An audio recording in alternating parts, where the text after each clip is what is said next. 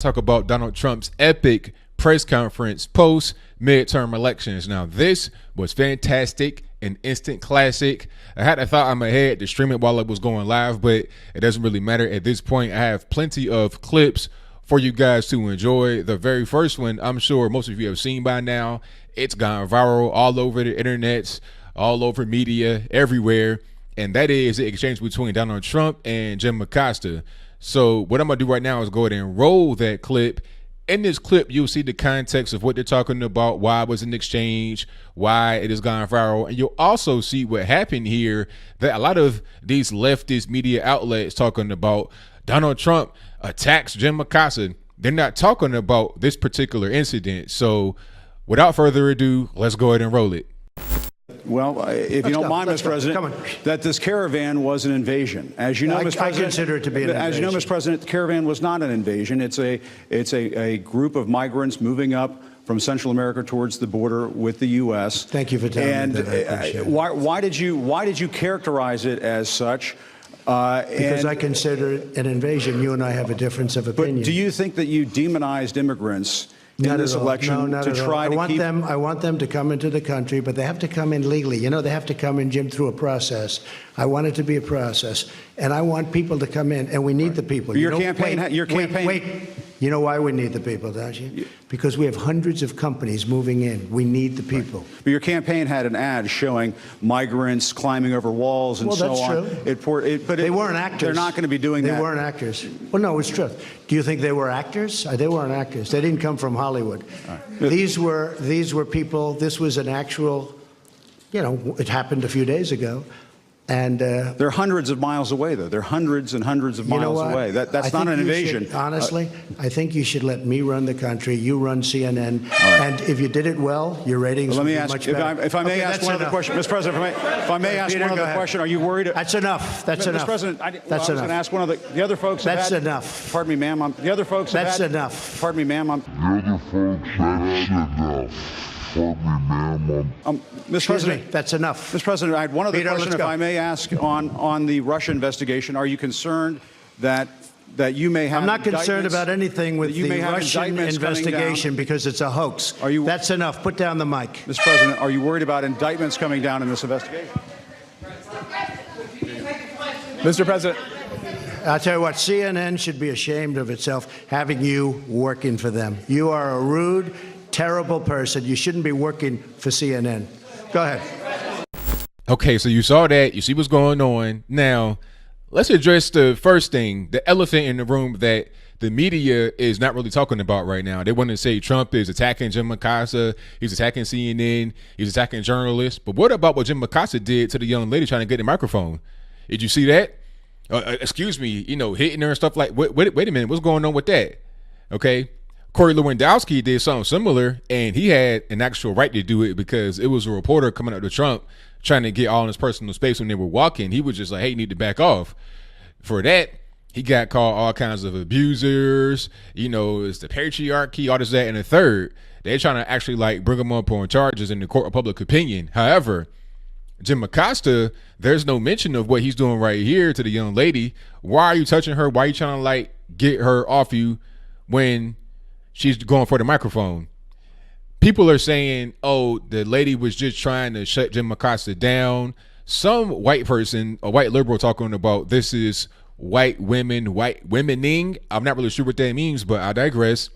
My point is that these leftists are kind of like attacking her or ignoring her. But if you're going to be consistent with this whole thing about, you know, believe women, protect women, is that and the third, then you should be on Jim Acosta's back for what he did here. And getting away from that, this whole thing about the migrant caravan and the commercial, I think there was a commercial from Trump, his administration or whatnot, that showed the migrant caravan for what it is. They're invaders. You got thousands of people coming to the border all in one group. If you're just simply migrants or immigrants, you're not going to do that. You do the whole, you know, numbers thing as an invading force. That's why the army comes as a big amount of people, as a force, as a collective. That's why they call it the armed forces. It is a force, not just a couple of guys here and there. You're not really going to be able to overwhelm individuals when you come as a couple of individuals. You know, you got to come as one big group. That's the whole point. That's why they call them invaders, is what it is. So Acosta was trying to press him about that, but Trump wasn't having it. The best part of it was when Trump said, enough, put down the mic.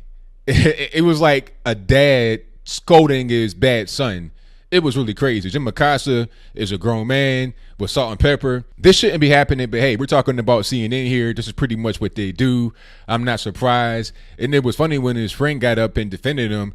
Trump was like, I don't like it that much either, so don't even really get excited. That was hilarious. Another clip that I'll show out of a few more is when a young lady, I don't know her name or where she's from, but if you know, when you see the clip we're going to see in a moment, let me know in the comments. Another moment was when this young lady got up and asked Trump about people that have been retiring. You have Jeff Flake. You have Paul Ryan. And she's basically saying, is it your fault? Who's responsible? So what I'm going to do right now is go ahead and roll that clip. After we get done, I'll talk about that and a couple more we have on deck. So without further ado, let's go ahead and roll this. Regarding all of the retirements in the House, Mr. President, very quickly, you suggested Who that— is retiring? You said that many of the retirements that happened in the House made it very difficult. Many retirements, yeah. That made it very difficult for you in this election cycle, and that it was because they were chairmanships that were vacated. But Jeff Flake wasn't a chairman of a committee, and Paul Ryan also retired the cycle. So why do you think that is? Whose fault is it that there were so many retirements? In Jeff Flake's case, it's me, pure and simple. I retired him. Yep. I'm very proud of it. I did the country a great service. Go ahead. Give him that. Give him that. He is retired. I'd like to call it another word, but we're going to treat him with great respect. Go ahead. Thank you, Mr. President. Jeff Flake, that's another beauty. Go ahead. All right, so you saw what's going on there. You see what's happening. See, this is why I like Trump so much. He's a straightforward kind of guy, straight shooter. He's like, well, nah, I did that. I made him retire, and I appreciate that. That was a hilarious moment and an honest moment, because he knows what time it is. I think even Jeff Flake himself said that. He's like, well, I don't really like what's going on with the party. You have to pretty much just suck up to Trump, and I don't like that, this, that, and the third, so I'm going to go ahead and quit. And that's fine. If you don't like the way that the party is going, go ahead and retire. You know, get out the way. And what Trump said is true. He did the country a great service, because if you can't, you know, support the president as a member of the same party, then why are you here? Go ahead and retire. Do something else. Become dog catcher in your original town, your town of origin, whatever it is. Just do that rather than being in the way as far as the Republican Party is concerned. I draw a parallel to The Wire here. You know, some of my guys and girls out there, you've seen The Wire, you know what I'm talking about. But if you don't, just bear with me for a moment. There is a scene where this guy named Marlo, who was like the up-and-coming drug kingpin, took out one of the other players in the game to get a better connection to the source of the drugs. So he took out a middleman, basically. And people were at this table at this meeting with Marlo talking about who killed X, Y, and Z person, because at this time they didn't know who killed the middleman, because they were all pretty much working together, including the middleman. So Marlo comes to the table and was like, I'm responsible. That's the kind of way that Trump kind of came off here, not in the murderous way, but in the way of taking responsibility for what he did, being proud of it. Some would say, how could you be so proud of a guy being forced to retire because of you? But he did the country a great service. In the case of Marlo, he did himself a great service. It's a similar comparison as far as how they came off, which is kind of funny. But let's get to my next clip. This one is from Yamich. I can't pronounce her last name, but I've spoken to her before. I think she's from the New York Times, one of these liberal rags. I was supposed to do some kind of piece or something. Like, I did an interview with her, I guess off the record, but I never saw the story run. But anyway, she was asking Trump about being a nationalist, and she was saying some people are going to draw parallels to white nationalism. And check out his comments here. On the campaign trail, you called yourself a nationalist. Some people saw that as emboldening white nationalists. Now people are also saying I don't know why you'd that say the that. president. It's such a racist There question. are some people that say that now the Republican Party is seen as supporting white nationalists because of your rhetoric. What do you make of that? I don't believe it. I don't know. Why do I have my highest poll numbers ever with African Americans? Why do I have among the highest poll numbers with African Americans. I mean, why do I have my highest poll numbers? That's such a racist question. Honestly, I mean, I know you have it written down and you're going to tell me. Let me tell you, it's a racist question.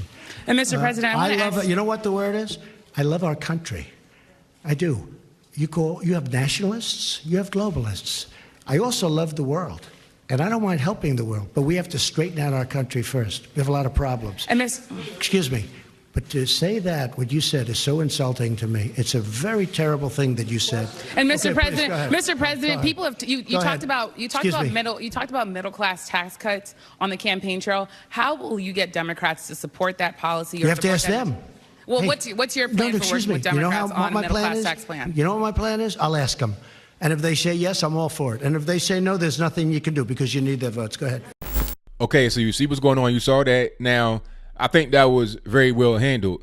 It is a racist question. Just because Trump is white and he says he's a nationalist, you're going to put him in the category of a white nationalist. You're going to put him in the category of KKK and stuff like that. Just because you're white does not mean that you're a racist because you are a nationalist. Anybody can be a nationalist. I'm a nationalist. What you going to call me? Are you going to call me somebody that's trying to identify white nationalism because I'm a nationalist?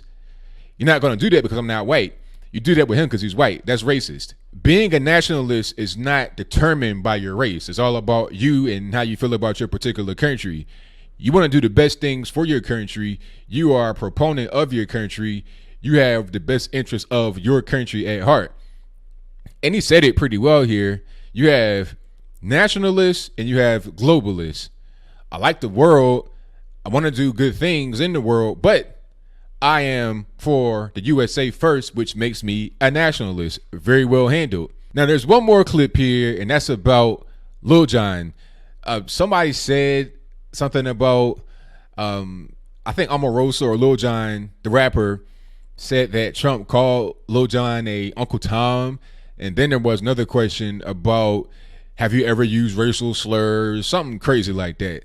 So check out this clip and you'll see exactly what's going on here, how the question was asked, and then you'll see Donald Trump's immediate and definitive response. Michael Cohen recently said you called black voters stupid. That's false. Omarosa has accused you of using the N-word, and the rapper Little John has said you called him Uncle Tom. What's your response? I don't know who Little John is. I really he was on don't. The Apprentice. I don't know. Oh, he was? Okay. Yeah. Oh, I see. Have you ever made racist remarks? No, I would never do that, and I don't use racist remarks. And you know what? If I did, you would have known about it. I've been hearing there are tapes for years and years. There are tapes. Number one, I never worried about it because I never did. I never used racist remarks. I've never used racist remarks. Okay. Well, one point of fact. Go ahead. One point of fact, because you told her you have the highest approval among African Americans. It's just 8%, sir, single digits. See, when you talk about division, it's people like this that cause division. Great division. No, point of fact is that I never used a racist remark. That's the point of fact. Who are you from? Okay, so you saw that. I mean, I think that pretty much encapsulated everything right there. This whole thing about, there's tapes of Donald Trump using the N-word. What he said about, if it were true, all of you would know it, is what I've been thinking the whole time. These things don't stay under wraps for long. The Access Hollywood tape came out when he was in the truck. I mean, if that tape came out before the election happened, then why has the tape of him saying the N-word not come out yet? You got Omarosa on TV talking about, I have the tape, I know it exists, I've heard it, others have heard it. Why haven't we heard it yet? Why is that? I mean, every other thing can come out. You got Stormy Daniels on TV talking about Trump's member, all this, that, and the third, but yet we don't have a damning tape of Trump using the N-word. Why? Because it doesn't exist. That was my thought from the very beginning. And then he said he doesn't know Lil Jon. Well, here's my thing. Do you think that Donald Trump at age 72 knows his former co-worker's rap name? He may know Lil Jon by his real name, by his government name, but not by his rap name. You think Trump is in his car listening to Lil Jon, the East Side Boys, Bia? Is that what's going on? I doubt it. So at the end of the day, the media is a mess. Places like CNN and all these other individuals that work for different places, self-employed, whatever, they're a mess. They're asking these crazy questions. They're framing it in ways to make Trump appear to be different than what he is. I think this is going to fuel in the true 2020 red wave and red tsunami. People don't like being treated like this. It's very simple. Treat us with respect. Treat us with dignity like we have a brain in our head, and you may get a positive result. If you don't, I don't think things will go quite well for you.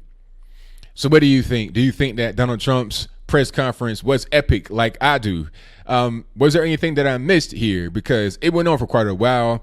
I was not able to see most of it. I'm just seeing bits and pieces of it here and there.